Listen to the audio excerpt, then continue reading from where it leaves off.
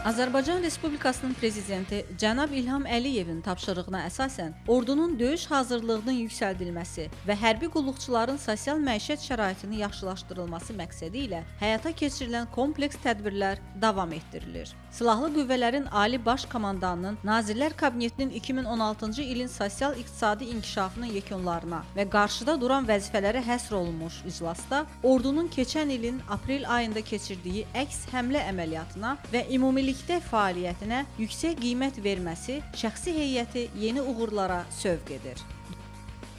Dövlət başçısının ordumuzun nailiyyətləri haqqında söylədiyi xoş sözlər və göstərdiyi yüksək diqqətin nəticəsində şəxsi heyətin döyüş və mənəvi-psixoloji hazırlığının daha da yüksəldilməsi, hərbi qulluqçuların sosial məişət şəraitinin yaxşılaşdırılması və maddi-texniki bazanın möhkəmləndirilməsi istiqamətində görülən işlər hərbi qulluqçular tərəfindən rəğbətlə qarşılanır.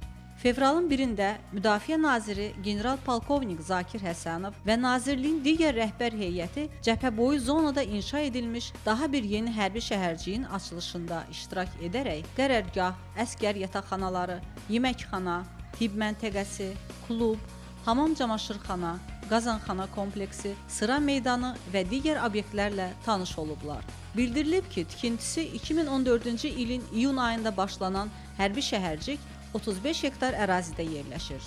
Hərbi hissənin qərargah binası müasir səviyyədə inşa edilir. Burada hərbi hissə növbətçisi, istirahət, qonaq və digər xidməti otaqlar var.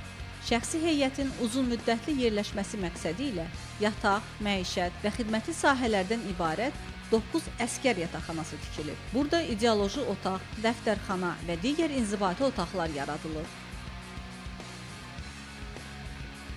Ailəli və subay hərbi qulluqçular üçün təmirli və kommunikasiya xəttləri çəkilmiş 2 və 3 otaqlı mənzillərdən ibarət 5 yaşayış binası inşa edilib. Mənzillər yumşaq və bərk mebellər, zəruri inventar və televizorla təmin olunur. Hərbi qulluqçulara ixtisaslı tibbi yardımın göstərilməsi üçün müasir avadanlıqla təchiz edilmiş 30 çarpayılıq tibb məntəqəsi də tikilib.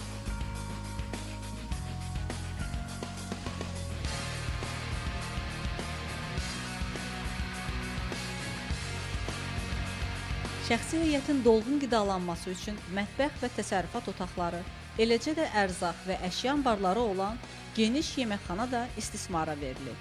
Yeməkxana kompleksində çörək və şirniyyat məmulatlarının bişirilməsi sexi də fəaliyyət göstərir.